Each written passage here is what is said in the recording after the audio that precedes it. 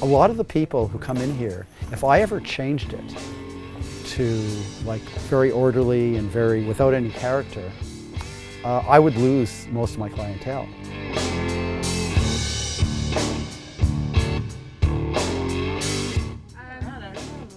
Okay, if you don't know what you're looking for, go to the new arrival section, because that's where the new ones, the cool ones like Pink Floyd. When CDs came in fashion and no one was buying records, I decided it's boring to operate a CD store. People will come in, buy the CD and leave. A record store, a real record store, people want to hang out. People are not pressured to buy. So it's more than buy, sell, trade. It's a place that you feel comfortable in.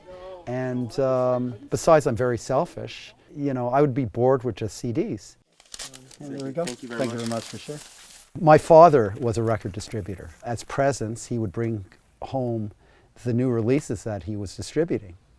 And so we got brought up on folk music, on all sorts of music because of him. I got a BA in sociology at McGill. Then I decided I need some reality. So I decided to get a BSc in psychology at U of Vic. And then for a year, I was going for my master's in criminology at Ottawa U. You know, instead of criminal records, now it's musical records. Oh, safe by the phone. Where's that cat? What cat? Oh, no cat around anymore? 10 years ago. Oh. Why does it just... You use psychology in many ways. Maybe it made me understand people more and accepting, you know, of who comes into the store.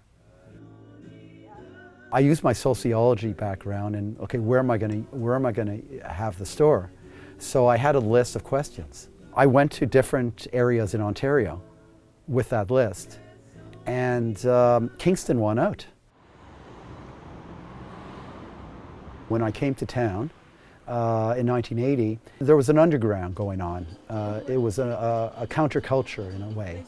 All of us had ideas, but weren't part of the mainstream. Shea Piggy started out, I think was a year before me, if I'm not mistaken. Tara Foods, which is vegetarian, whatever. Renaissance Music, where you got, before I came to town, they were the folky place. None of us knew each other, but we all had ideas. I don't think we were all from Kingston. We all came from somewhere else with different ideas that weren't in the mainstream. And yet now, I guess we're the establishment, you know, whether people like it or not.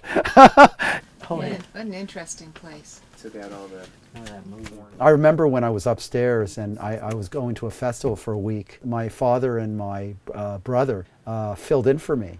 And when I came back, the store was like Sam the Record Man. It had, it was all neat, it was all tidy, it was, and I went ballistic, and I didn't speak to them for about a year. This is the way I want it, for better or for worse.